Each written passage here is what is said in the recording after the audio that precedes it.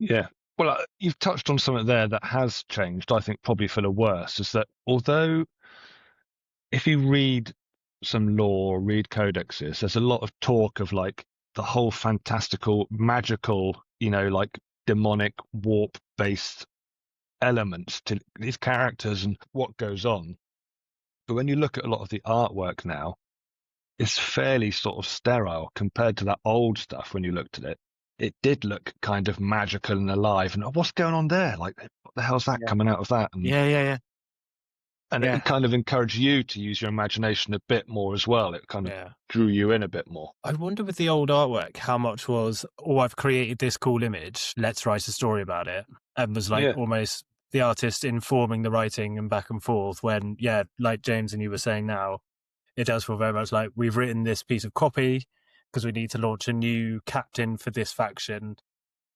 Go create some images. There's a gap in the market here. We need a new blah, blah, blah. Like, okay, here's the artwork team. We want you to go and do an artwork. Here's the media team. You go off and do yours. We'll contact a local artist, so it's a bit more formulaic, I'd say.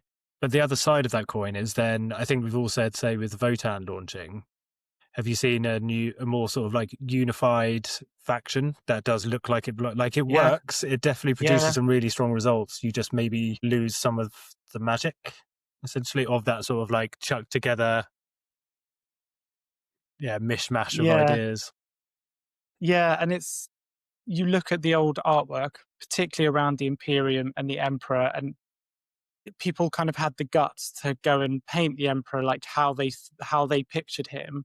And do you know, and then there's all these random, whenever you see old paintings and pictures of the Imperium, there's always these mind-bending weird characters like priests with like big hats and some random like Sister of Battle, just there's all these cherubs and there's all this weird stuff that you just think you wouldn't get that now, because no one's really allowed to just let their imagination wander into these odd territories, because it'll be sparking off like, well, that's not in the law. Oh, we don't have a model for that. Whereas back in the day, it's like, well, you can invent this weird and wonderful, crazy thing.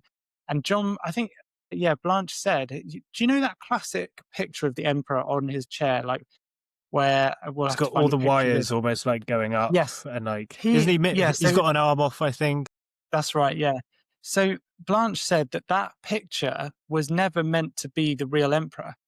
That's quite cool.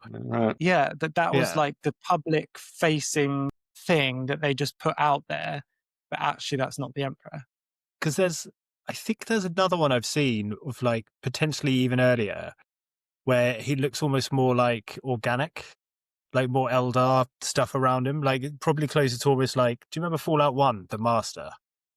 Like he's a weird mutated guy at the end of the game, and like his face is like a screen and he's got like an eye on a thing, and it looks almost more along those lines. I'll see if I can dig it out and we'll stick it up somewhere. But yeah, there's like, that was old. Yeah. Things were creepier and slightly rougher around the edges. Like you say, there'd be some shadowy, weird, freaky character in the corner of the picture, and you'd sort of look at what the hell's going on there, and you'd have to use your imagination to kind of fill in the blanks a little bit. But now that's gone. So I think that's probably something that I think has been lost.